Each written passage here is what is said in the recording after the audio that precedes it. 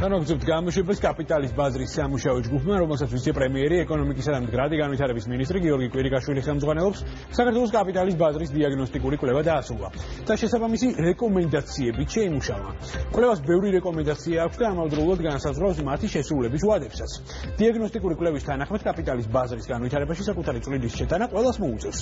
მთავრობასაც, ეროვნულ ბანკსაც და კერძო სექტორსაც.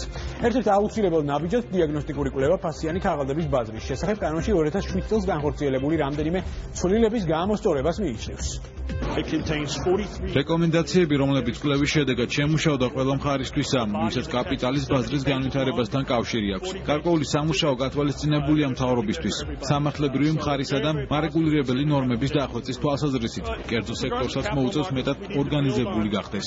ასევე მნიშვნელოვანია საქართველოს საფონდო ბირჟის რესტრუქტურიზაცია დროულად დასრულდეს, რადგან როდესაც ბირჟა საკუთარ ადგილს დაიკავებს, კერძო სექტორი დაინახავს მომენტს, რომლიდანაც შეიძლება დაწყება. კაპიტალის ბაზრის განსავითარებლად სჭირდება კორპორატიული ობლიგაციების წარმატებული განთავსება. პროცესი, რომელიც შარშან დაიწყო, მაგალითად დონორების მიერ ლარში დენომინირებული ბონდების გამოშვება, უნდა გაგრძელდეს და ეს კარგი მომენტია კაპიტალის ბაზრის განვითარების დასაწყებად.